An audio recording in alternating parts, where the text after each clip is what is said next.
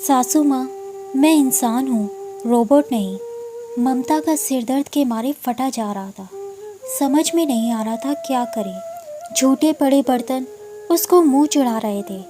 अभी अभी वह अपनी ननंद पूनम के साथ बाजार से लौटकर आई थी और पूनम उसको ज़बरदस्ती ले गई थी अपने साथ। उसने पूनम से कहा भी था, दीदी घर में सारा काम पड़ा है और काम वाली बाई भी नहीं आ रही है, आप किसी और के साथ बाजार चली जाइए।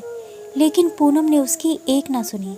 ममता सोचने लगी, जब जब पूनम आती है तो हर बार यही होता। पूरा परिवार कहीं ना कहीं ममता को अनदेखा करता रहता और वह अकेलेपन से बहुत घबराती। सारा काम उसके सिर पर आ जाता। पूनम का फ़ोन आया कि मम्मी मैं कुछ दिन के लिए मायके आ रही हूँ। पूनम दीदी का फ़ोन आते ही वह घबराने लगती कि अब तो पूनम दीदी आने वाली हैं और फिर वही टॉर्चर हमको झेलना पड़ेगा। 2 दिन बाद पूनम दीदी अपने बच्चों के साथ आ गई। ममता ने हर तरह से उनका स्वागत सत्कार किया। पूनम के दोनों बच्चे भी, वह भी साथ में आए। जब पूनम आती तो ममता अपनी तरफ से उनके स्वागत सत्कार में किसी तरह की कोई कमी नहीं रखती। फिर भी तरह तरह के व्यंजनों की फरमाइश पूनम और उसकी सासू माँ रेणुका जी किया करती और ममता भी दौड़ दौड़ कर खुशी से सारी चीज़ें बनाती। लेकिन उसको खराब तब लगता जब पूरा परिवार एक साथ बैठ जाता और ममता अकेले ही सारा काम निपटाती रहती। जब उसके खाने का समय आता तब तक या तो सारा सामान समाप्त हो चुका होता या बहुत थोड़ा बचता। ममता कभी तो अपना मन मार लेती या कभी और कुछ अपने लिए बना लेती। चलो यहाँ तक तो सब ठीक है, लेकिन दिन भर पूनम और ममता की सासू माँ रेणुका जी कमरे में बैठी बैठी चुपचाप पता नहीं क्या क्या बातें करती रहती। कभी ममता को अपनी चर्चा में शामिल नहीं करती, जैसे लगता कि वह ममता के बारे में ही बातें कर रही हो। पूनम कभी नहीं ममता से कहती कि आओ तुम भी मेरे साथ बैठकर कुछ खा लो या आओ तुम भी हम लोगों के साथ बैठकर कुछ बातें करो। हमेशा उसको उपेक्षित ही किया जाता। यहाँ तक उसके पति राजेश भी अपनी बहन की खातिरदारी में ममता को तरह तरह के व्यंजन बनाने के लिए बोलते रहते। पूनम के दोनों बच्चे भी अपनी माँ के नक्शे कदम पर चलते हुए वैसा ही व्यवहार करते। जैसे ही ममता थोड़ी देर आराम करने के लिए बैठती, वैसे ही आकर बोलते, मामी हमको यह चाहिए, यह दे दीजिए। ममता कहती कि जाओ अपने आप जाकर यह सामान ले लो, लेकिन तभी रेणुका जी बोल पड़ती, 4 दिन को तो बच्चे आए हैं, तो क्या उनके लिए इतना भी नहीं कर सकती हो। ममता को ज़बरदस्ती मन मारकर उठना ही पड़ता। कभी रेणुका जी यह नहीं सोचती कि सबके आने से ममता का काम इतना बढ़ जाता है तो उसकी थोड़ी सहायता ही करवा दें, या पूनम भी कभी यह नहीं सोचती थी कि थोड़ी सी ममता की मदद करवा दे। ससुराल में पूनम की अपनी खुद की ननद से तो बिल्कुल बनती नहीं और ना ही कभी उसे बुलाती, लेकिन अपने मायके में आकर पूनम ममता पर बहुत ज़्यादा हुक्म चलाती। आखिर आज तो हद ही हो गई।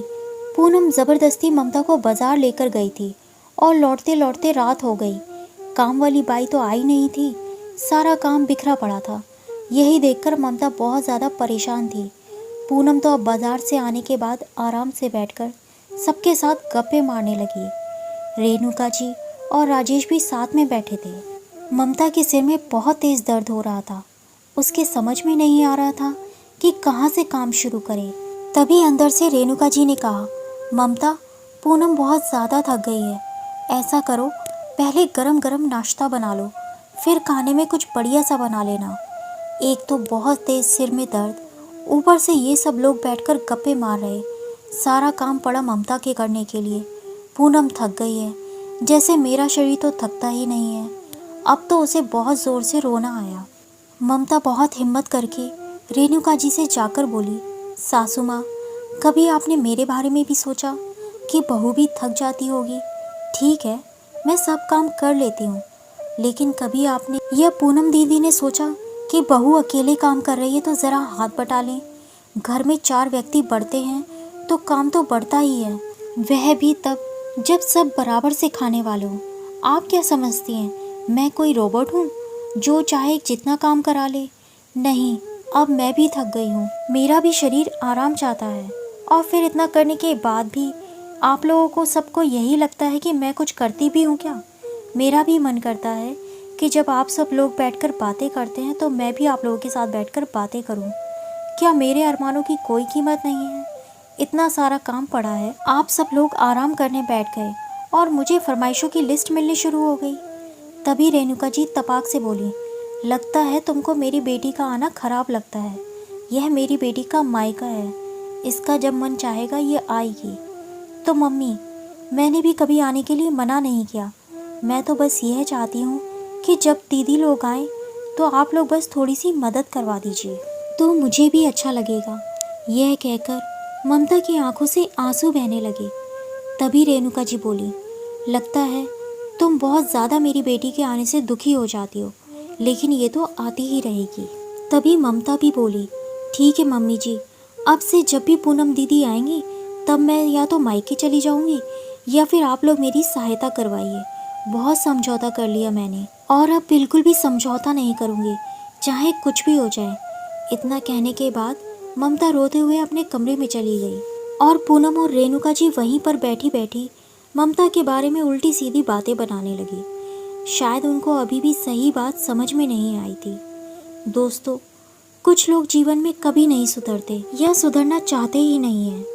पता नहीं लोग ऐसा क्यों करते हैं। दोस्तों, कहानी पसंद आई हो तो चैनल को सब्सक्राइब ज़रूर करें। धन्यवाद।